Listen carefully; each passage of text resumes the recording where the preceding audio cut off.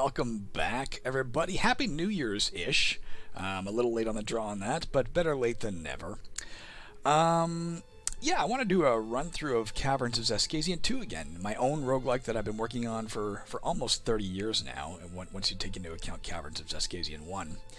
But there's a specific reason, of course. You can see down there the version and number of the game. I try and release a new version of the game every 3 months, and I would like to do a playthrough of the game every 3 months, therefore. I missed 3 months ago this playthrough. Actually, it's not true. I didn't miss it. I actually recorded a series of videos, but the sound was awful, and I decided to not put it up, and then kind of forgot about it.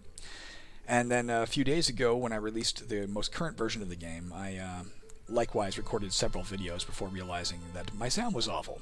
So I'm taking another stab at it. This is like literally the 4th attempt at putting up a Caverns video. So wish us luck. I've done some tests with the sound now. It seems fine. Everything should be okay. Anyways, yeah, if you're new to the game, I'm going to be playing through a standard playthrough. I will be explaining things as we go, but not super in-depth, because if you want super in-depth, I've got a ton of other videos up already, and I don't want to bore people who have seen the game played a billion times. But I'll explain enough that you can at least comprehend what's happening, and we will have to pause occasionally to explain, absolute core game concepts so you're not lost, as well as, well, 3 months ago that update was giant, like frickin' giant, and a lot of new stuff was added, a lot of new aspects to the game, so I will be taking the time to explain those because they've never been explained in another video for Caverns before. The version released a few days ago was version 1.31.43. You can see I'm already up to version 1.31.55. That's because I found a number of bugs that I've been fixing.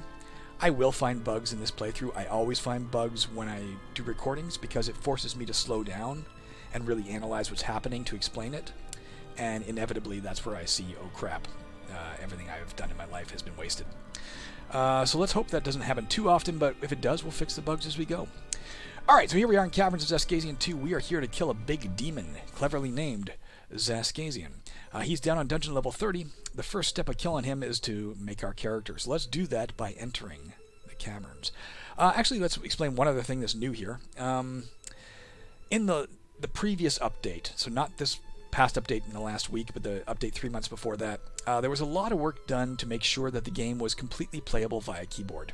It was always completely playable by mouse, but now you can play it with the mouse entirely, or the keyboard entirely, or any combination thereof you choose. So you can see I'm using the mouse to pick these different options. I can also use the keyboard using the up and down arrows, or numbers 2 and 8 on my number pad, or page up, page down, and hitting enter will select this. Let's do it. Alright, here we are at the character creation screen, where we're going to create our character to defeat Xaskazien. Now, there are a number of ways you can do this. The most common way is to highlight these little arrows and, click to change what you want to be. There are currently 38 classes to choose from, and I think it's 16 races now as of the last update. There were 3 new races added in the last update, like 3 months ago. That is the, for those who have played the game before, the Fairy, the Half Ogre, and what was the third one? Oh yes, the Mouseling. I was having a lot of fun. I saw my video from 3 months ago where I was trying to record for this game, and I was playing a Mouseling merchant, and that was really cool. But I think I would rather do something else, because I realized when I looked back on the videos I've put up of this game over the years, I have never played a pure spellcaster, I don't think, for a video on this topic. And one of the major content upgrades to the most recent version this week was a bunch of new spells. So to test those spells, I was constantly playing exclusively spell-casting characters. And I had a lot of fun playing a Brownie. Oop, there we go, Brownie. Brownie, let's go all the way through. I should have gone the other direction, alphabetically. A Brownie Necromancer. I don't think we've done that before. Now, yeah, you can change them with the arrow keys here. You can also, by the way, again, use your arrow keys or something to go up and down here. If I press right or left on any of these, it'll cycle through. So if you don't want to use the mouse for whatever reason, you got a laptop that doesn't have a good mouse, you can use a keyboard, no problem. If you want to randomize something, we could randomize, say, the sex by clicking this button. Or how do you do it with the keyboard? I'll be honest, I forget. It's been 3 months since I added that. Did I press enter, maybe? Yeah, you can hear the dice rolling. So randomly we picked a male. And religion we could likewise randomize, but I'm not going to, because you can see occasionally when you go through religion, you'll see not recommended. There are class and race combos that suck with certain religions if you deliberately combine them. A Necromancer would be a very bad choice to worship Famorius. You certainly could do it if you wanted an extra challenge, but odds are your primary abilities as a class are going to clash with... You're playing somebody who raises the dead to kill things is not going to please a goddess who's the goddess of motherhood and protection. So if it says not recommended, you probably shouldn't take it. And it never says recommended, but there are ones that I think have a pretty good synergy. Let's take a look at one of those now after 1 second. Okay, sorry about that. Need some water. This is Taltia Ward. You can see the religion is Taltia Warden. Don't confuse the religion with the name of the god or goddess. Just like you can be a Christian who worships Christ. Not even the same word. It's not a Christian who worships Christ. You can be a Taltia Warden who worships Taltia Ward. In this case, Taltia Ward is the goddess of temptation. And I'll point out something, just anybody who's played the game a million times knows this, but one of the key aspects of Caverns of Xaskazien 2 is that information is always a mouse hover away. So even on this screen, if I point at anything, it's going to tell me everything I need to know about it. You want to know what this trait of intelligence does, it will tell you. You want to know what the concept of unique abilities is, it'll tell you. You want to know what an icon is, it'll tell you. You want to know what the concept of character creation is all about, it'll tell you. So we can point at Taltia Warden and learn what this is about. So Taltia Ward is the goddess of temptation. Her miracles surround personal gain of all types, charming others, and the summoning of diabolic allies. She favors evil acts, which is good because every time well, I'll talk about that in a second. Having a summoned or charmed monster kill enemies and sleeping.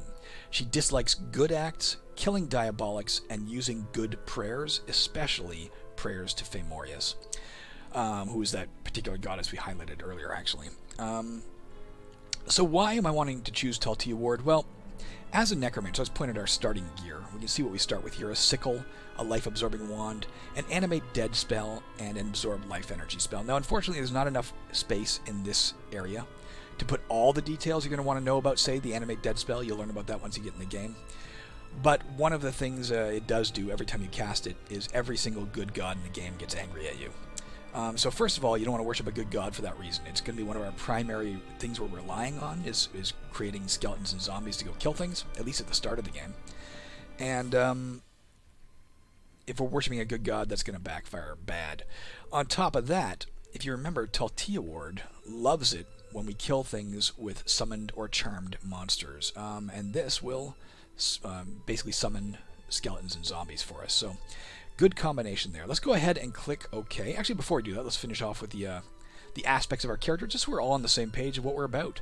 We don't have to go through the anecdotal stuff by pointing at Necromancer or Brownie, but we can see that we're gaining stuff. We get abilities based on these choices. We get attribute shifts. As you can see, it changes depending on what you're playing here. So we'll take a look at each of these things really quickly. So as a Brownie, we're going to gain 2 intelligence every time we level up. That's pretty cool.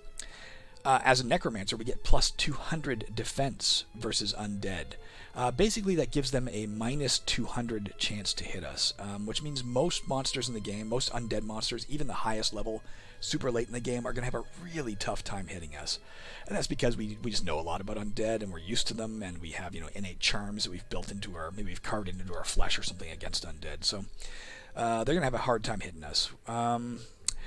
Abilities, we have mage skills and general skills cost 1 point. We'll get into that once we get in the game, but just know that learning mage skills and learning general skills is going to be pretty easy for us. We're really good at that.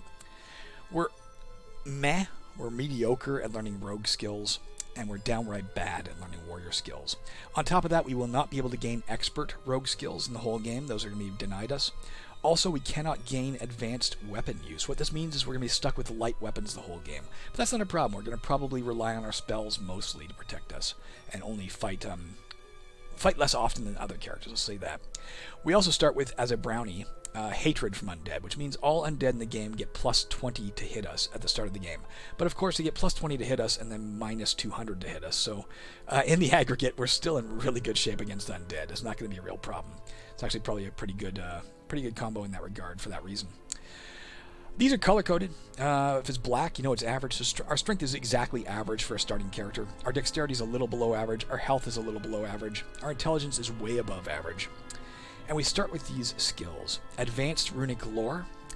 That means we're going to be able to read most scrolls we pick up. We're going to be able to identify them as soon as we pick them up. Not all of them, but most of them. And on top of that, as of, I think it was 3 months ago, Runic Lore also encompasses a chance that when you use a scroll, it doesn't disappear. So at the advanced level, every time we read a scroll, there's a 50-50 chance we get to keep it to use it again. And that just happens again and again. So theoretically, you might get multiple uses out of it, or it might disappear on the first try. Basic Demonology at this level is just going to give us plus 30 to hit versus Diabolics. Not so useful to us because she'll get mad if we kill Diabolics, as you remember. Dislikes it. But, still better than not having plus 30 to hit versus Diabolics. Basic Necrology, that's going to give us plus 30 to hit versus Undead. And Basic Wand Lore. We'll get more into that once we get in, but basically it means our ability to use wands, staves, and rods is a little better than the average characters. And on top of that, we have an innate ability to recharge wands, staves, and rods each time we go to a new level, only by 1 point. We'll get 1 extra charge back in any wand, staff, or rod we own every time we go to a new level.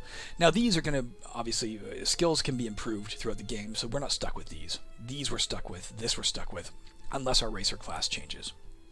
That's all we need to know to start. Let's dive in by clicking OK, or better yet, let's use the keyboard here. Let's press down all the way to OK.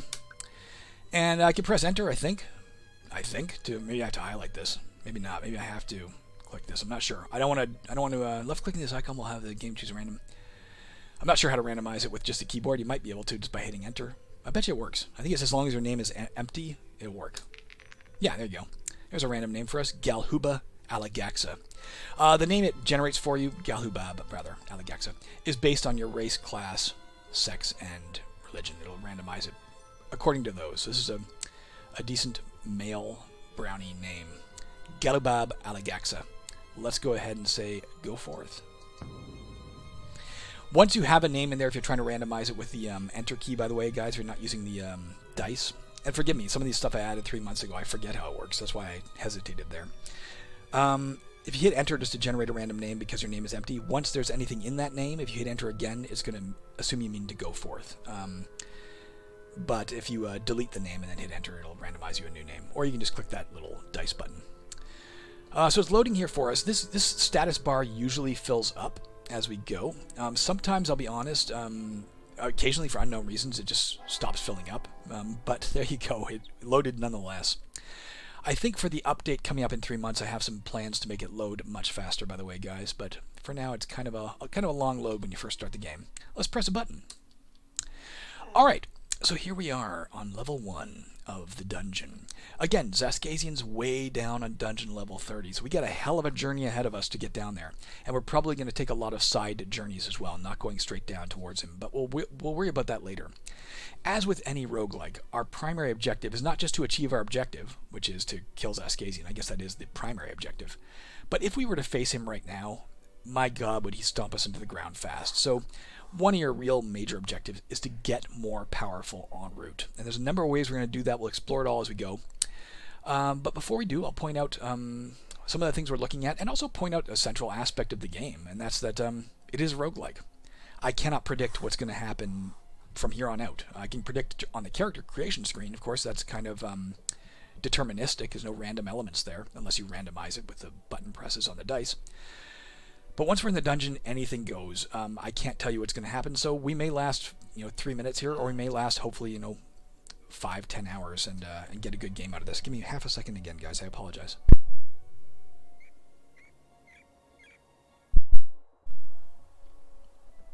All right.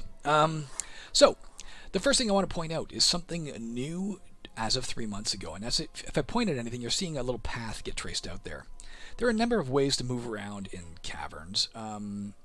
By default, you can use the number pad 8, 4, 6, and 2 to move north, south, east, or west. Not correspondingly. I labeled those in a random order. just now. But 8 to move north, 4 to move west, 6 to move east, 2 to move south. Or you could use, you could just click a square. And if you click a square, it's going to take you to that square, assuming nothing interrupts your movement, and we'll talk about that in a bit.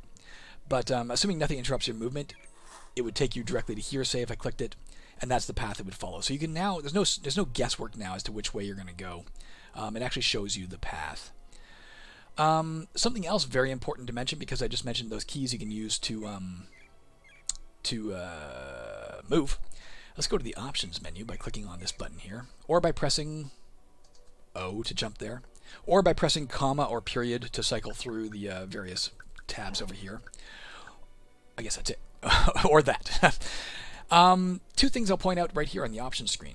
I brought you here for a reason, I promise, but one thing I might as well point out right now. Again, you can use the keyboard exclusively now to navigate this. We can move it with the, we can point at anything we want with the mouse, and left click it to use that option.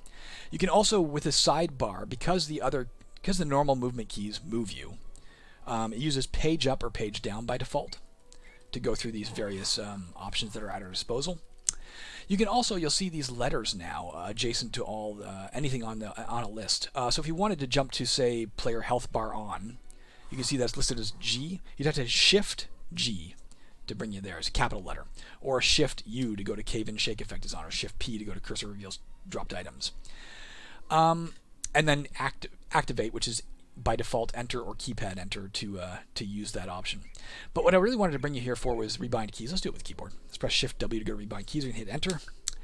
And you can see that now every key command in the game, almost every key command, not all, are rebindable, however you want. If I wanted to change Move East, I could click it on and say, this is now, I don't know, what's a good Move East key?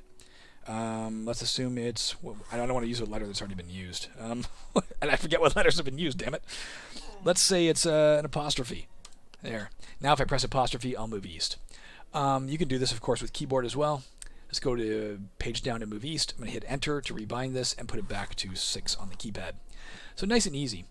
Another thing that's improved since earlier versions of the game, if you ever have a list like this one that is longer than can be displayed in the scope of this window, you'll see an arrow pointing down that shows you there's more. And the way you used to have to navigate this is you can still do it. Click the arrow to go down, click the arrow to go up. But you can also use your mouse wheel now, nice and easy. As long as your cursor's inside the corresponding window, mouse wheel will get this all accomplished nice and easy. Let's go back to the character tab, which lists all of our basic stats. Okay, so what are we seeing here? We got some empty space. This is floor. This is wall. There's stairs. Every single level is going to have a staircase on it. That's how you get to the next level. A Wheel of Fortune is a place where you could gamble our gold and potentially get more or potentially lose money, just like real life gambling. Got a torch over here that's lighting things up. As you can see, we can only see about 5 squares at the start of the game. The dungeon will get darker the deeper we progress, so that the distance at which we can see things is going to get less and less as we go down, unless we have a light source. Right now we do not have one. But there are also light sources around, like this torch, which is lighting up 2 squares around it. We got some stalactites here. We can walk under that. If we were flying, or flying monsters can't go through that, and if we were flying, we couldn't go through it. These are stalagmites, the exact opposite. If we're flying, we can go over it. We're not flying, we can't go through it, but we can see through it. These are cave columns. We can see through it, but we can't go through it. We get a little pile of silver here. Money. We also have a Taltia Warden Shrine, coincidentally. This is a shrine devoted to our goddess. I'm going to suggest we deal with that later. So for now, I'm just going to start walking around, and we're going to deal with some interesting stuff. Like, let's go get that silver. I'm going to use the number pad for the moment, just to walk over there. A couple of new things in view. There's a temple. Every single level on the dungeon has a temple, guys. It's a very central square. If there wasn't a temple, frankly, the game would cause some serious errors. It would mess up the game badly, so there's always a temple. And there's no way to destroy the temple as a rule, because if you did, again, the game would break. But it has a lot of uses that we're going to come to in a minute. But just know, every level has at least one, well, every level has a temple. Really rare levels may have more than one. Every level has a staircase. Lots of levels have other ways off the level besides staircases. Got a couple of monsters here. You can tell they're monsters because, well, A, they're animated. Like monsters. They look like monsters. They sound like monsters. You can hear those sound effects. But also, I'll point out, just like in the character creation menu, if we point at anything, all the information is going to show up here in info panel number 1. That goes for anything that's not a monster. if we point at a monster, its info shows up in info panel number 2. We saw this guy first, so let's look at him, the Woodwose. What can we tell about him? He's got an attack rating of 12. That means he has a base 12% chance to hit us, assuming we had no defense, which, P.S., we have no defense right now. His defense is 0. Means our base chance to hit him is our base chance to hit him. His intelligence is standard. We'll get into that a little later. Maybe almost immediately, actually. Oh, why not? Let's talk about it. So monsters do have different intelligence levels, and I want to point something out with this rat before we go further. And you can see next to it's an int. Intelligence is animal. If you were to also look down under the black writing that's right around here, you'll see its type is listed as animal, versus this guy's type is giant type. Don't confuse animal intelligence with the fact that it is an animal. Most animals are going to have animal intelligence, but animal, when it's next to int, is describing how smart it is. So let's talk about what that means. Let's start with the Woodwose. It has standard intelligence, so it's going to mean a lot of things, but the most important things to you, the most commonly important things about an intelligence level standard, is it uses 2 means to detect us. It can see us, and it can hear us. Monsters have, you can tell this right now by pointing at the stealth, monsters have typically a sight range of 12 squares, versus us who only has 5. They live down here, they're used to the dark. They can see you up to 12 squares away, and if they can see you, and they have standard intelligence or higher, typically they're going to, actually just if they have standard intelligence, typically they're going to start moving towards you. They're going to try and pathfind a way to get to you that is the safest, fastest route to reach you so they can kill you. They won't always do that, sometimes they'll run away, but in general that's what they're going to do. Now, monsters can also hear you. You can see that right here. Monster hearing range is 1 to 12 squares. You can see it written in red at the bottom of the stealth mode thing that we'll talk about later. So standard intelligence relies on sight or sound. That 1 to 12 squares, as opposed to 12 squares for sight, 1 to 12 squares every single turn for every single monster, that hearing range fluctuates randomly. Could be 1 square, could be 12 squares, could be anything in between. If you happen to be within that range, even if there is no line of sight, you're on the other side of a wall, you're in a room with a closed door, they can hear you, they will pathfind towards you. Now, animal intelligence monsters do not rely on sight. I mean, it's not like they're actually blind, but for purposes of their AI, they only rely on hearing. And what that means is if you keep your distance from an animal intelligence monster, odds are it's going to leave you alone. The closer you get, the more likely it is to decide to attack you. And again, that range will fluctuate every turn. So it could be we're standing here. Well, if we're standing here, we're 2 squares away, and it happens to roll a 1 that turn, then it won't be able to detect us, even if it detected us last turn. But if we're standing way out here and it rolls like an 8 or something, it'll detect us no problem and start moving towards us, okay? The other thing about animal intelligence monsters is there's a chance they just move randomly on their turn. Sometimes they, it might be 1 in 3 or it might be 1 in 6 or something. Chance that they just randomly move in a direction. So they're unpredictable. All right, let's go deal with that Woodwose. Before we do, let's take a last look at its stats here. We can see how much damage it's going to do. See next to dam? If it hits us, it'll do 1 to 2 damage. Don't forget, we have 20 health points. That's our hit points. These hit 0, we're dead. So it's going to do between 1 and 2 hit points of damage every time it hits us.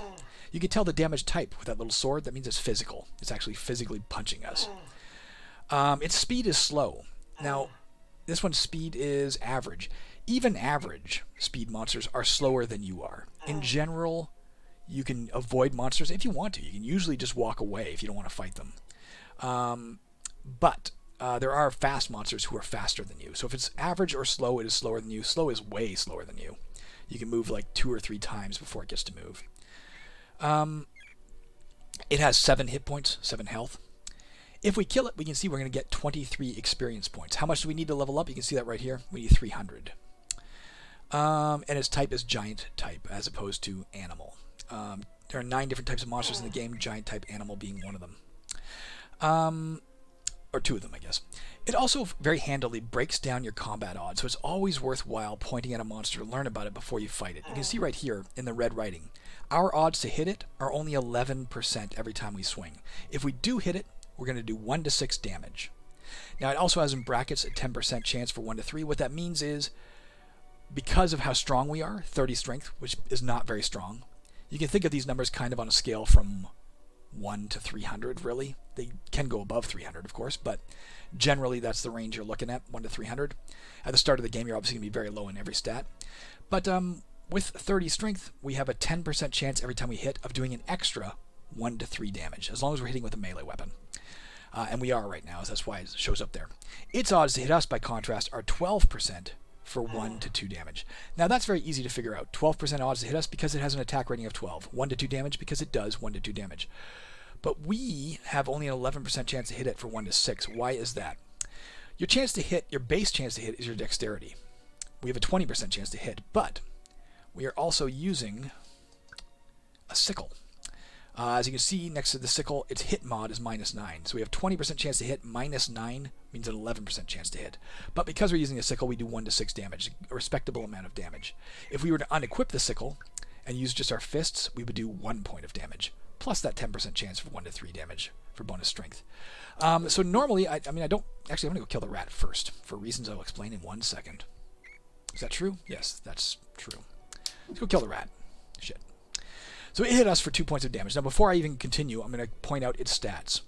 It has a 40% chance to hit us for 2 damage automatically, where we only have a 10% chance. Why 10% instead of 11%?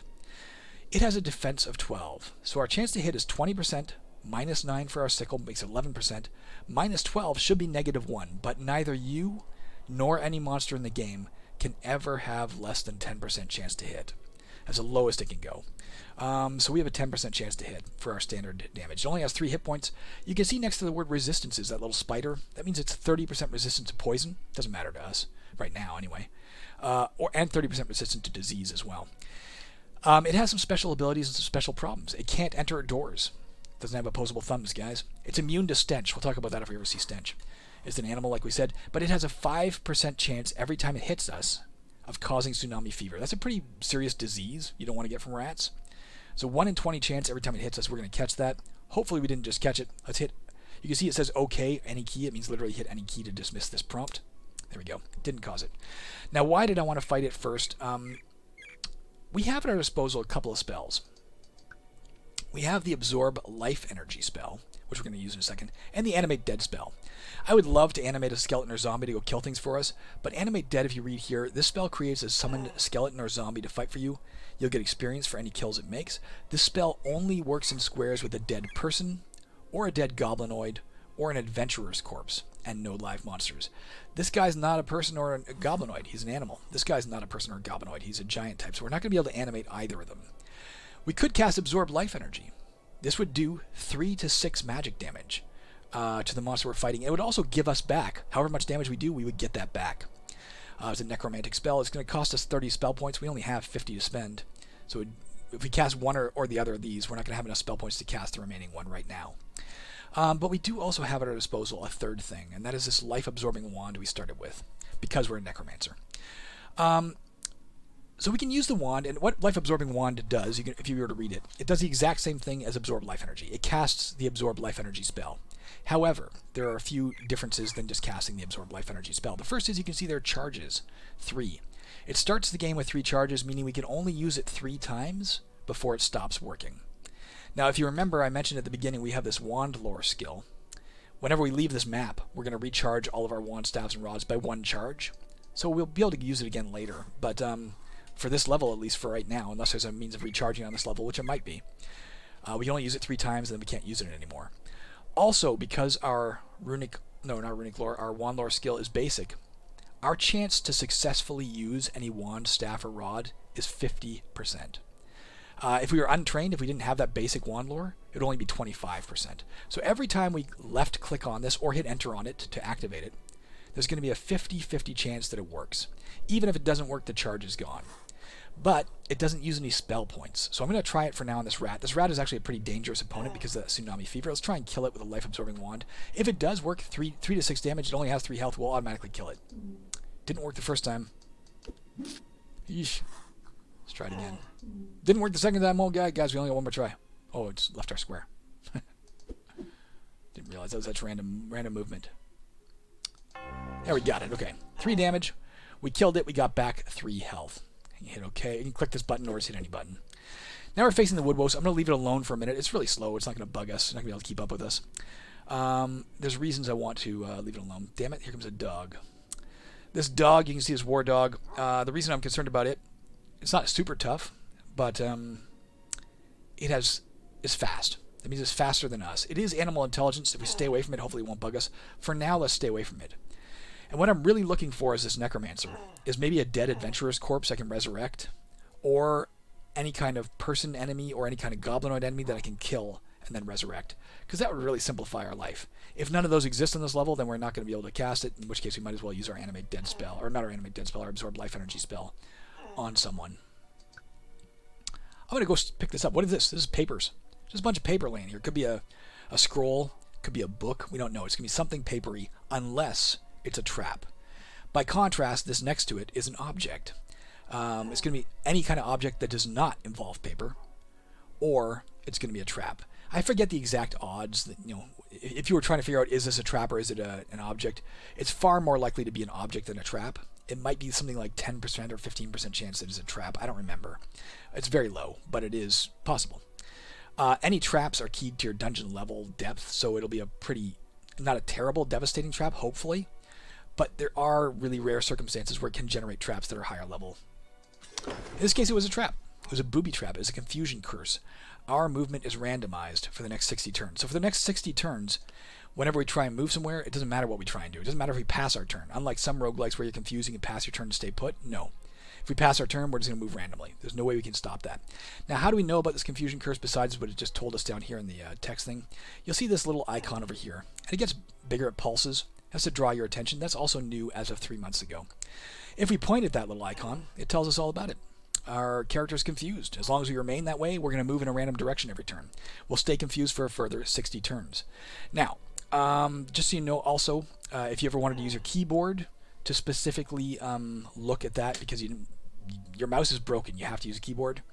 Whenever you have a negative icon, a debuff, it's going to appear on the left side here. They're going to stack up. If we have multiples, they'd stack upwards on here. If you ever have a positive icon, a buff, it's going to appear down here. So to look at your negative icons, you can press Control, hold down Control, and press 4 for move left, and it jumps the cursor right there. If there were multiples, you could then use keyboard commands to go up and down through them. I think it's Control up once you're there to go through them, or Control right if you're going through these ones. And to see the buffs, you press Control and down to leap the thing there. So let's press Control and 4. Yeah, we can see it right there. Now, something else that's new as of the last update 3 months ago. It used to be, if you wanted to wait this out, your only option was to pass your turn 60 times. You could hold down a key and pass your turn 60 times, but it's boring as hell. You now have 2 options. As you can see when we point at this, you may right-click this icon to pass as many turns as are necessary to get rid of this effect. This auto wait will be interrupted if you are threatened. So we could just right-click this, and it'll pass all of our turns up to 60 to get rid of the icon instantly. It will cost us 60 turns. You can see we've been on this map 80 turns. So by the time that was over, we'd be here 140 turns. We'll talk about why that matters later. But we could do that. But of course, as soon as anything would interrupt that, like we see a monster, it's going to stop. So it may not be that effective right now. You could right-click it. If you didn't want to right-click it, you could also just press backspace. By default, that's what it is. Again, you can change that in the options menu.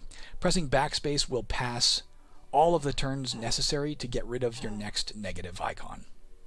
So let's press backspace right now and see how long we get. Only 1 turn, because of course we moved randomly. We came up here and we saw him, and that's why it stopped. There are different auto wait settings. We're not going to get into that right now. You can control monsters to interrupt auto move. We have it set it as when sighted. As soon as you see them, it does it. But you can adjust that to only when you step in their square, only when they're nearby. For instance, if we go to only when encountered, then we press backspace. It's going to run us around randomly, absorbing as many turns as it can until we meet him, if we happen to meet him. Let's find out what happens. There you go. We met the dog, actually, first. And you can see we got about 16 or 17 turns under our belt there. We did hit the dog for 3 points of damage. That's good. I'm going to set that back to when encountered right now. It's the when sighted. This is the safest bet. Not much we can do with this guy. I'm just going to pass my turn and wander randomly and hope that this isn't a trap if we happen to wander into it. Alright, the dog's dead. Got 34 experience for that. He's getting there. He's only got 2 health left, guys. This is me holding down the 5 key to pass my turn. Oh, we fell in a pit trap. Okay. It's actually not a bad place to wait out this remaining circumstance. Now, falling in a pit trap. Pit traps you can't see unless you step in them. Unless you have, there is a skill called Secret Detection that can help you spot them before you step in them. So if you get that up, you might see them and not step in it.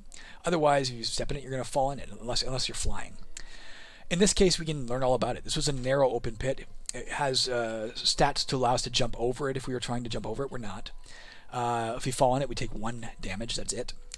But once you're in a pit, you have to climb back out. And your odds of doing that are based on your dexterity. In this case, it tells you your dexterity over 2 or 90%, whichever is less, of leading again. So I'm just going to hold down the 5 key. It's going to keep trying to get us out of this pit because, again, we're confused. I can't control what we're doing down here. So I'm going to hold down the 5 key. It's going to try and get us out repeatedly. So if you see can't leave or something, that's what that means. Oh, our confusion's gone. There we go. All right, I'm going to press north to get out, and you can see fail, trying to get out of the pit. There we go. That woodwose was walking away because he didn't want to jump down in the pit to face us. He might. They have their own AI, so he might decide suddenly, hey, I'm going to jump down there and kill this guy. In this case, he wasn't. He's dead. And you can see we're already at 104 experience. We're a third of the way up a level, guys. Let's find out what this object is and hope it is an object. It is. We have found canvas gloves of agility. Let's go look at that. So you can see the inventory right here. You can get there by clicking on the button or by pressing I for inventory, or again by using period or comma to cycle through these things, whatever you want to do. And it lists everything we have. The life-absorbing wand is grayed out. That's to remind us it has no charges. We can't use it, but you can still query it, and again, it will recharge for us later. The sickle is in yellow. That's pardon me. That's because it's equipped. If a weapon or armor piece is equipped, it's yellow. If it's not equipped, it's black. So how do we equip it? We can use the mouse and just left-click it. Boom, it's equipped. Left-click it again to unequip, or we can of course press Shift-C to jump there, and hit Enter to equip it. All right. So what does that give for us? You can see it is an armor type, light gloves. It's strength. Well, let's talk about light gloves.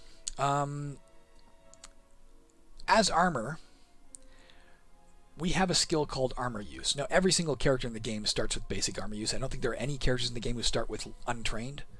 There may be later, and there may be ways later, there is not as of yet, that you can lose access to certain skills. But armor use basic means we're allowed to equip light armor. So we're automatically allowed to equip that. It does have a strength requirement of 10.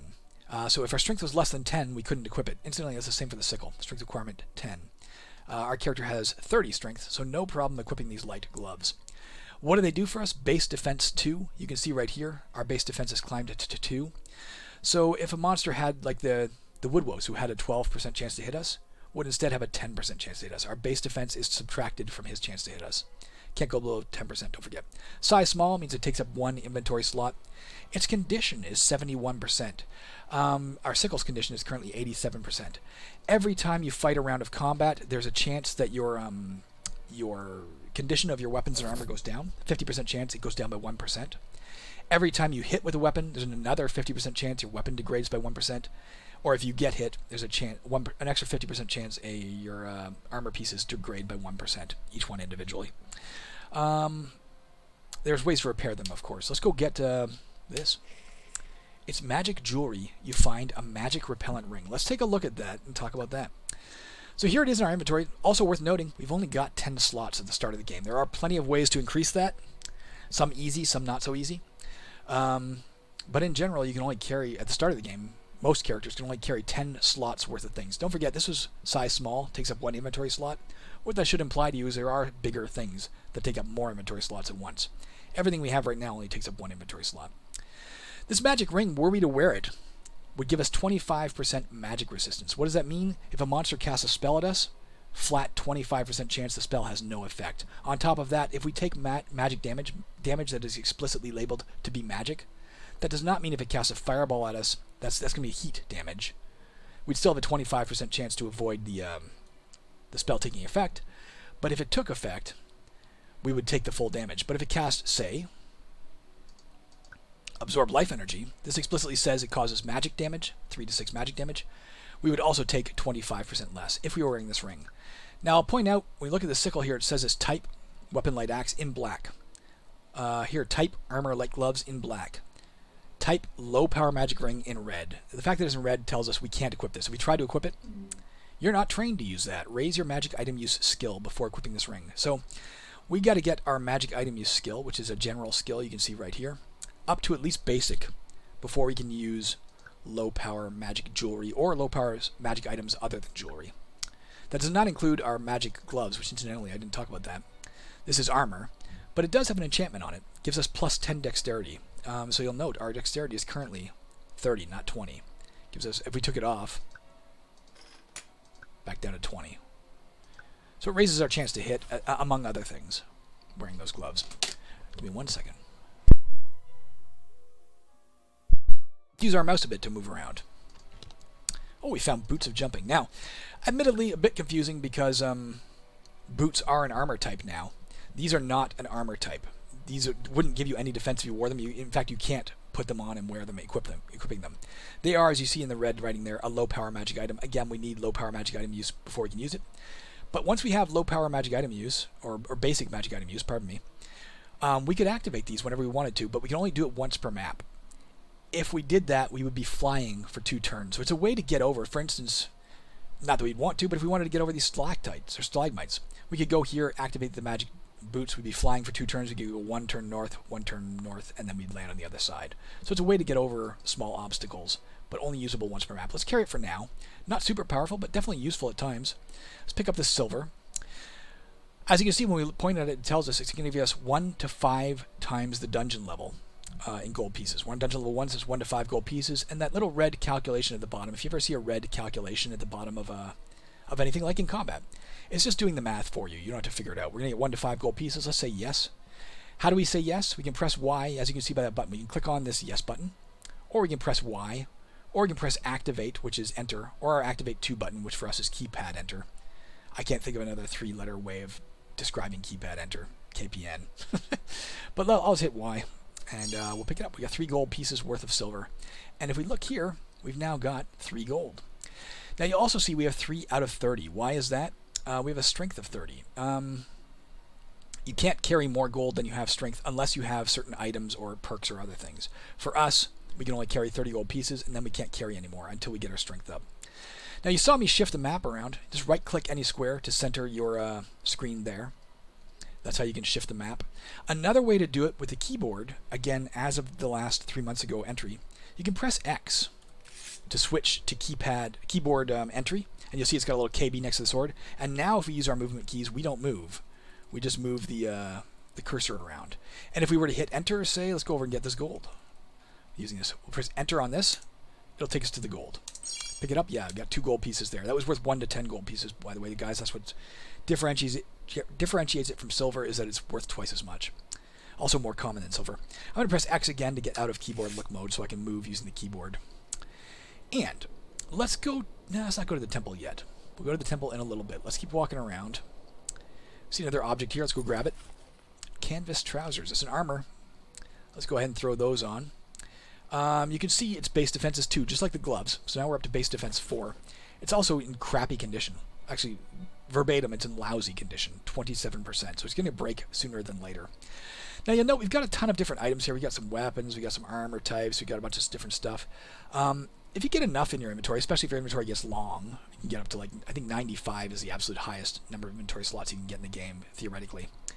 If you ever got to 96, again, it would cause problems for the game, so I hope there's no way to get to 96. But if you ever want to reorganize, your things, you can just click this button. And it'll group all your weapons together, then all your armor pieces together. Actually, all your gloves would go together, all your trousers or leg wear would go together, all your magic rings would go together, all your magic amulets, then all your wands, blah, blah, blah. It stacks everything in order for you, so it's nice and neat.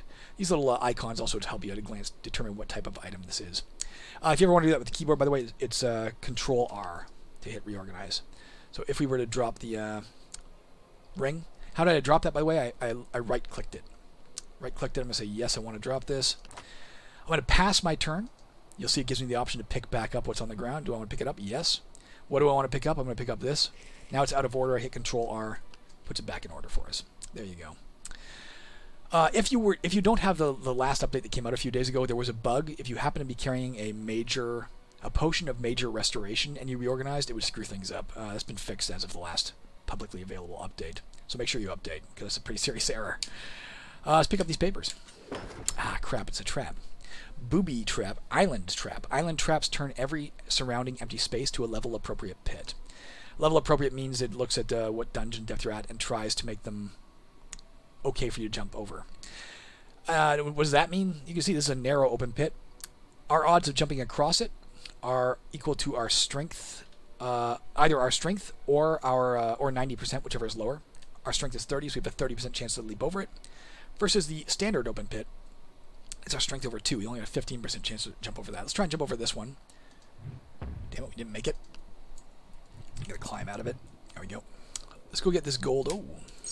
So I mentioned earlier, got stairs here, but there may be other ways off the map than stairs. And here's one such way. There's a lair here. I'm not going to go in it right now, but let's go to it. If we point at it, we can tell it's a lair. If we go to it, we'll get a description.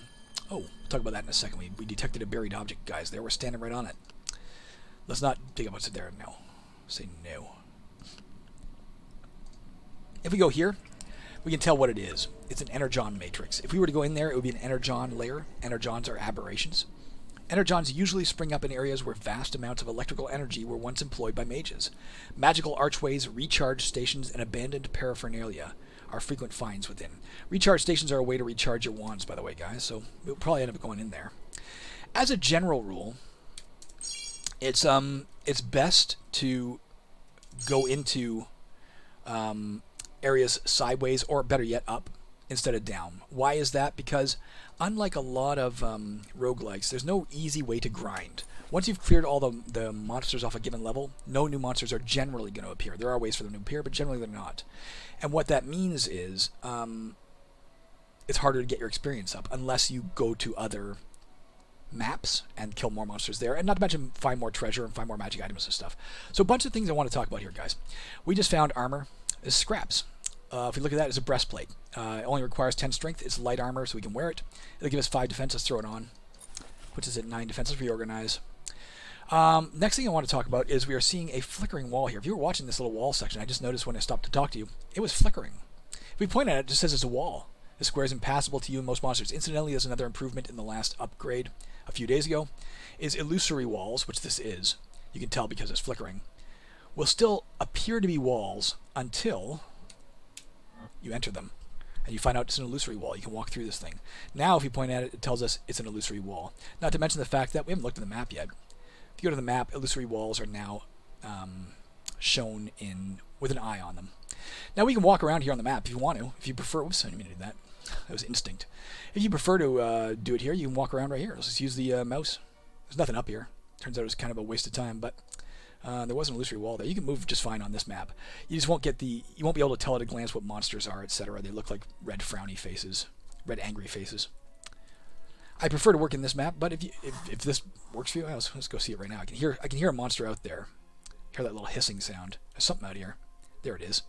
As you can see, it just appears like a red face, but if you point at it, you'll still get the details. It is a mist lizard. I don't think we're going to find a monster like something to animate, so let's go ahead and kill it with our absorb, or hurt it at least, with our absorb life energy spell. We've still got 50 spell points. It's going to cost us 30. Let's go do that. Why do I want to do that? It's pretty tough. It's like a little velociraptor type thing. It's got like 2.5 times the odds to hit us. Does half as much damage. Only has 4 health though, so hopefully we can kill it with a single use of this spell. Yep. Did 4 damage to it. Got back 3. Why did we only get back 3? Because we only needed 3 to fully heal. It's dead. We got 46 experience. We did piss off every single god in the entire game by doing that. Every good god. Every evil god and neutral god didn't care in the least. Let's go kill this guy manually. This is an energon. The energon layer we saw is going to be populated with a lot of these. Not tough to kill. We got a good chance to hit it. 21%. Why do we have 21%? That's actually a very valid question. Let's figure that out. Oh, I guess we can see. We got dexterity 30 now. That's right. -9 for our sickle gives us 21%. We could pray here. I'm not going to do that. Let's get off this thing so it stops prompting us to pray. It's a great example, by the way, guys. This monster is an aberration. That's one of the 9 monster types. It's got a subtype of elemental. Doesn't usually come into play, but occasionally you might have a weapon that does extra damage to elementals, as an example. But despite the fact that it's an aberration, not an animal, its intelligence level is animal. So there's a great example of that. And it's dead. Let's go pick up a lot of gold. Pick up all the gold we can. Now, here's what I wanted to show you. We're carrying 21 gold pieces. When I went to pick up this gold, it said, warning, this may result in you finding more gold than you can carry. Are you sure you want to do this? I'm going to say no. Now, why is it? You can see if we pick it up, we're going to find 1 to 10 gold pieces. If we found 10, we'd be at 31 gold. We could only carry 30. The extra 1 gold piece would be forever lost. It's a game mechanic to make sure the strength has enough value in the game. So, let's go drop off our gold at the temple. I don't think we've done this yet. I can't remember. The primary use of a temple. When you step on it, it converts all of your treasure, that's all of your gold and all of your gems, into experience points at a 1-to-1 ratio. So there you go. We got 21 experience out of that. And we have no more gold. You can use gold for other purposes. Let's pick up this gold. And just to show it off, let's use this thing. What is this? This is a Wheel of Fortune. This square provides the option of gambling all of your treasure with the odds of winning based on your gambling skill. Our gambling skill, you guessed it, is crapola. We're untrained. So our odds of winning at the Wheel of Fortune are 50-50. If we go here, it'll pay us in gems for any winnings. If we lose the money. You can't control how much you gamble. You automatically gamble everything you have in terms of treasure. Again, that's a game mechanic to make sure you can't game with the system. Otherwise, if your gambling skill was too high, it would be an automatic ticket to, for sure, make riches. You can also see that Wheels of Fortune have a maximum bet allowed on them, equal to 30 times the dungeon level. So if we had more than 30 gold pieces, we couldn't use this. Again, that's a game mechanic to make sure you can't abuse it. But we only have 2, so let's go ahead and use it. You want to use it? Let's say yes by hitting, let's say enter. There, we won. 2 gold pieces worth of gems. So you can see we now have 2 gold and 2 gems. Now, what's the difference between gold and gems? Very simple. You can carry any amount of gems. We could have 10 billion gems. Doesn't matter your strength. Gold, you can't have more than your strength. So gems are generally superior. We could do that again. We could do that up until either we've lost all our money and can't do it anymore, or up until we had 30 gold pieces, of course. Then it wouldn't let us do it anymore. Now, in addition to, I want to point something out. We know how to please this chick, right? We know how to please Taltia Ward. We can find more about that by going to the Religion tab, pointing at her. And remember, she likes it when we kill things with summoned or charmed monsters. Again, a reason why we prefer to kill things with our skeletons or zombies rather than directly killing them ourselves. She likes it when we take a nap. She likes it when we commit evil acts. She doesn't like any good acts. She doesn't like it when we kill diabolics. Doesn't like it when we use good prayers or shrines, or especially Fomorian prayers or shrines. We'll get into that faith stuff later. Doesn't matter yet. I don't think we have any faith points yet, do we? No, our faith is still 0. So until we have a point there, I'm not going to explain what that is. But what I do want to point out is everything you do in the game is going to please or displease some god or goddess. Now, in the start of the game, you can choose to worship any of 12 gods or goddesses. Those are these 12 gods right here. The deities of the major pantheon. We could have worshipped any of these, and what they like and dislike would be different. What miracles they grant us access to would be different. You could also choose to be agnostic, where you don't worship anybody. But there are also all these minor gods. Minor gods can't be worshipped by you. They're just automatically. That looks like a little error I should note for myself. That happy face. I'm gonna write down a polythene. Stat indicator. Feels like it should be further to the right, doesn't it? It's overwritten writing stuff. He's annoyed with us. We can see that 40%. That should be a little further to the right. Well, I'll circle that and I'll fix it in between games here. What was I going to say? But you can see they all have different attitudes towards us, and the reason they have different attitudes towards us, she started off with 60% because we worshipped her. As soon as you worship a god at the start of the game, they start with 60%. Everybody else starts with 50%. They don't care about you. They don't dislike you. They don't like you. But I must have been doing something right, because like Alumis likes me a little bit. Belorison likes me a fair amount. Fomorius doesn't like me much. She's indifferent, I guess, still, but 45%. As you can see, these change. And if you point at any of the gods or goddesses here, you're going to find out what you have to do to make them happy. For instance, if you wanted to make Aputhic happy, she loves it when we enter a new map at the same or earlier dungeon level. So if we avoid going down, but instead go left or right or up, say, into a like this will take us to a new map at the same dungeon level. That'll make Aputhic happy. She'll be at 51% when we get there. She doesn't like it if we go into combat while our health is 25% or less of our max health, which we haven't done yet, so she doesn't dislike us. But the reason I point this out is because using a shrine is one of the ways you can, or using a shrine, a Wheel of Fortune, one of the ways you can please Alumis. She loves it when we use Wheels of Fortune, as long as we win. She doesn't care if we lose, but if we win, she likes it. So I just wanted to point out everything you do is going to please somebody. So using a Wheel of Fortune has another knock-on effect. Let's go drop off our 4 gold for 4 experience over here. you know what? Let's keep exploring before we pick up this. These things can be traps, as I said. One of the traps it could be is like a slide trap that knocks us down to the next level. We're still going to pick them all up, but let's explore the level first. There's no more monsters around that I can see. So that's a pendulum blade, slow, dull pendulum blade. If we go in there, we might get hit by it. Depends on our dexterity. I don't think we're going to go in there. There's probably not much cause. We can walk around it, so why would we bother? Let's grab the silver. 1 to 5 worth of gold. We got 1 gold piece. And let's go look at this coffer. The stone coffer, we're going to try to open it, but whether we succeed is going to be based on our strength. It's called a feat of strength. So for us, we can see we would have a chance. Oh, it has an unknown strength rating attached. So a coffer, at the start of the map, the game secretly assigned a number between 1 and 300 to the coffer.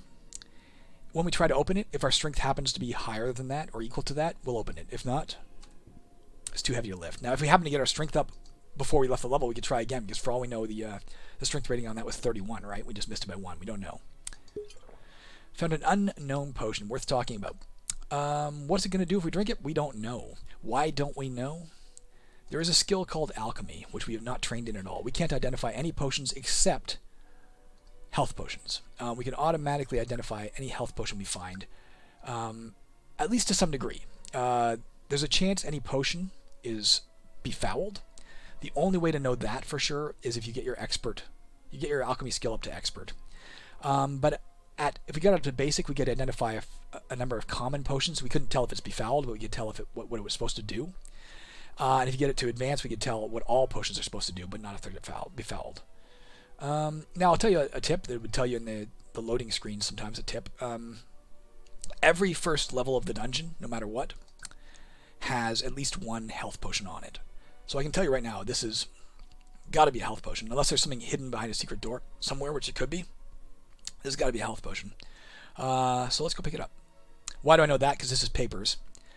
Health potions won't be found with papers. They can be found with objects. And we know there's 1 on the level, and this is the only thing left to pick up. Unless there's something over here, I guess. Let's pick it up. Oh, okay. Before we got there, we stepped on a cave-in. The cave-in cost us our map, and we took 8 damage in cave-in damage. There's a way to detect those. Even at untrained secret detection, we can spot them sometimes before we step on them, that an area looks unstable. But if you get your secret detection skill up, you can detect it a lot easier. Let's go ahead and pick this up. Got a tiny health potion. If we were to drink that, it's going to heal 3 to 15. It's probably not befouled, because unless there's another health potion here, every first level of the dungeon is guaranteed to have at least 1 non-befouled health potion. The only way to explore over here is to jump over these pits, and I don't feel like doing that. There might be something over here, but there's probably not. I don't think there's much else here we want to grab, except for... well, let's talk about this, the buried object. We spotted it again. We still know it's here. If we were to dig here, we'll be digging with our bare hands. We don't have a shovel. So trying to dig with your bare hands, as you can imagine, something buried deep, that's going to be really hard to do. So if you don't have a shovel, your odds of digging up a buried object each time you try are only 10%. 90% chance you fail. And if you fail, you've exhausted yourself, you fall asleep for 10 to 30 turns. If we succeed, we're going to find one of the things listed here. You can see we might find gold, we might find gems, we might find a trinket, we'll talk about that later. Might find a chest, might find a coffin, might find an adventurer's corpse, which we theoretically could have animated, by the way. Or we might find nothing. There's not really anything buried there. I'm going to come back to that in a second. I just want to make sure there was nothing else we missed before we do. We'll come back to that in a second, and then I'll talk about why I want to do it and why I might not want to do it. I think the last thing we missed was this paper. Let's go see what it is. It's a map. Can't read it. Why? Because our cartography is not, we're untrained. That's a general skill. You have to have at least basic cartography before you can read a map. We did not start with that, and we haven't leveled up yet, so we don't have that. So the only thing really left to do, we can leave. Oh no, there's also the Tall Teal Warden Shrine. Let's look at the Tall Teal Warden Shrine. So this square provides us the option of invoking Tall Teal Ward, goddess of temptation, the goddess we worship, with a chance of success based on your relationship with Tall Teal Ward. Now, good news again, because we started off the game worshiping her, she already likes us at 60%. That's not so bad. We have 60% odds, therefore, of successfully invoking Tall Teal Ward at the shrine. But every shrine works the same, where if you try to invoke and you fail, then you automatically incur a penalty, and the penalty is spelled out here too. And what you gain if you succeed is spelled out here. If we succeed, we will get 10 attribute points. That's 10 points that we could distribute among any of these stats, however we saw fit. If we fail, she's gonna send a hostile devil to kill us. A devil is like a level 29 or maybe a level 30 diabolic, a very serious monster that could kill us, and even if it doesn't kill us, could really fuck us up. So probably it'd be really dangerous to do. 60% chance the odds are in our favor. If I was gonna do it, it would make sense to drink this first to make sure we have the maximum chance of surviving a blow if it suddenly appears and swings his axe at us. And maybe I will. I'll feel really bad if we die on this first level and then we have to start again. Obviously, a second run through would not take as much explaining, so we'd be faster through the first level. But let's go ahead and drink this. All right, got back 9 health. We're at 17 health. Now, one of the problems with devils, I can tell you from experience, you wouldn't know this if you haven't seen them before, but when they hit you, there's like a 50% chance that the damage they do is permanent, i.e. it doesn't just take off your health, it takes off your maximum health and permanently lowers it. So if we fail here, and again, 40% chance we're going to fail, there's a chance it's going to hit us and not only hurt us, but possibly permanently hurt us. And depending on the coincidence of luck, it's going to be standard movement speed. I think we talked about slow movement speeds are slower than you. Average movement speed, pardon me, is slower than you. But the way average works is essentially you get to move, then they get. You get to move twice, then they get to move, then you get to move twice, or then they move at the same tandem as you for 2 turns or something. I forget exactly the breakdown. They move at like 2/3 of your speed, but because turns are broken down one at a time, that means every once in a while they get to move in tandem with you, and it's hard to tell when that's going to happen, just because I haven't been keeping track. I guess we look at turn 726 and do a ton of math to find it out, but there's a chance it's going to appear. It's going to swing at us automatically on the turn it appears. It'll probably hit us. If it hits us, it's going to damage us. It may permanently damage us. I doubt it'll kill us with a single hit. We're going to try to step off of it then, but if we step off of it, it may move in tandem with us, get a second swing, and that could probably kill us. Let's do it anyway, because we're stupid. Oh, didn't matter. So a bunch of things to point out. First of all, that was an evil act. You saw Taltia War was pleased from that. You saw a little faith +3 go by. You can see we now have 3 faith points. That's because we committed an evil act. Also, the act of worshipping at her shrine will automatically increase her attitude by 1, I think. So I think she'll be at 62% instead of 60 now. And she's pleased. We gained 10 attribute points. So let's distribute those attribute points, then we'll talk about the rest of it. So you saw a bunch of these little plus signs appear. This is how you can increase these things. Left click on these, or again, use page up or page down to go through the different stats and hit enter to make them go higher. I'm going to increase our health. We have currently 17 out of 20. Let's go increase this repeatedly until we're at 30. There we go. Now, why did I choose that? For one thing, we started off with low health and I don't want to die. Also, our ring has already brought us up to 30 dexterity, so that was the lowest stat. But this is a time to talk about a bunch of other... Actually, no. It's not time to talk about it. Let's save the talk about skills till later. But I'll mention the fact that your levels of attributes are also your gateway to learning certain skills. We'll talk about what that means more when we can actually increase a skill.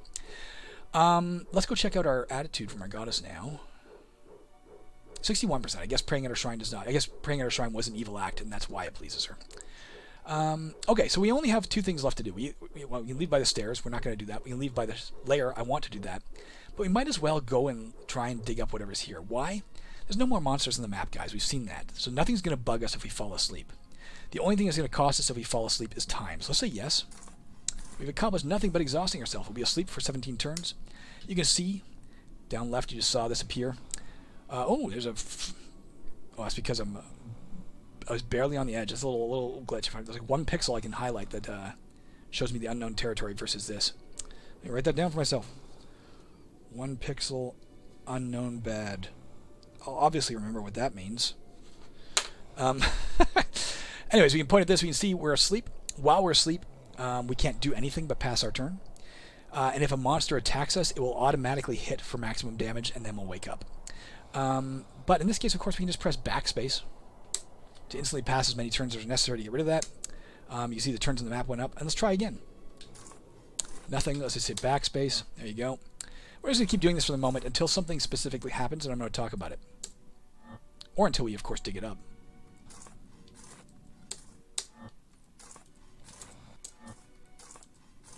Just digging with our bare hands, guys. Hope there's something worthwhile in here. Okay, there's what I wanted to show you. It is currently turn 907. We've been sleeping a lot. We've been digging and exhausting ourselves and sleeping next to this hole that we're digging. And finally this popped up, the warning. You've lingered long on this level. Bad things happen to people who dally in the caverns. It might be wise to move along. So let's talk about that. And in order to talk about that, let's go to this tab here, labeled with an E. We can left click it, or let's press E to jump to the events tab. Give me 1 second.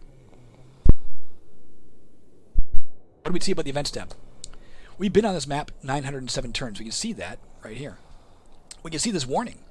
You've lingered on this level long. Leave. That's because we got that warning. Now, what does that mean? Here's the linger warning. This is just a reminder that you've already been warned for lingering on this dungeon level too long. Each turn you remain on this map, there's a 1% chance of a decidedly negative event occurring. So it's probably time to get out of here before some bad shit goes down. We could wait it out. We could risk it. And every turn we risk it, there's a 1% chance that something bad happens. The bad thing probably won't kill you outright. It could, I guess. It depends on what the bad thing is. But it usually puts in place things that start slowly forcing you off the level. And that are dangerous. There are no other events in play. Because we're on the event screen, let's point out something else. The date. It is currently Friday, the 25th of Redman's Rule. The monthly calendar is divided into 12 months of 30 days each, because the math is easy. With 7-day weeks, because we can relate. It currently has no effect on gameplay other than dictating when holidays fall. Redman's Rule is the transition from spring to summer, and the second month of the year.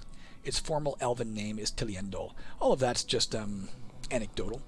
But I'll point out the fact that at the start of any game, it randomly picks what day of the year you happened to descend into the caverns on. And that dictates where you are in proximity to certain holidays. Holidays are good events that occur, always good events, and they occur on their given day. So in 18 days, it will be Asteria Day. When that occurs, we'll be healed up to 25% of our max health. And what constitutes a day in game? Very simple. Your biggest unit of time is map. Every time you leave the map, it's 1 day later when you get to the next map. So 18 maps from now, whether we go down 18 levels or whether we go to this layer, when we go to the layer, it's going to be 17 days away, Asteria Day, because it's a new map. So just so you know what that is. I'm going to hit backspace again to pass however much turn I still have left. Again, I could press Control left to jump over to that. 16 turns left on that. Let's just hit backspace. All right, 16 turns went by, nothing bad happened. I'm not going to keep digging, because there's a chance we're going to fall asleep, and then we're going to be asleep in the middle of a bad event occurring, and we're going to have to lay here while lava rolls over us or something. Not worth the risk. Let's get out of here now before something bad happens by going to the Energon metrics and hitting yes. And generating a map. And if we look at the date now, you can see 17 days till Asteria Day, because it is the 26th of Redman's Rule. So there you go, guys. We got through our first dungeon level. Now, as always happens with these videos that I do, because I am explaining the game basically, I don't want to leave anything out that's majorly important so you're lost and thinking, why is this guy doing this? The first level always takes a hell of a long time to get through because there's so much to explain. There will be less to explain as we go. The game will pick up in speed, so if you're like, oh my god, it took an hour, I'm only on dungeon level 1, or dungeon level 1, if you were playing, that might have been 5 or 6 minutes, because you wouldn't have to talk to yourself and explain everything. But hopefully you found this educational, hopefully you're intrigued, hopefully you'll stick with Galubab Alagaxa as he adventures down to kill Taltiaward. Sorry, I didn't mean that Taltiaward. As he ventures down to kill Xaskazien. God, blasphemy. And we'll see how he does. I'll be back with 1 new video per day, is the intention, unless something disrupts my schedule badly. So tomorrow I'll record another video to get up about this guy's adventure, and we'll continue our journey through now the Energon Matrix. I will see you then, I hope. Have a good one, wherever you are. Quit and save. I hit Q to do that, guys. The other way you can do it, of course, is go to the options menu and just do that, or hit Shift A and hit Enter. There you go, we quit. Brings us back to the title screen, and we are going to quit. And if I fix that error with the polythene and the other error, this version number will be higher the next time you see it. Hopefully I'm willing to do that. See ya.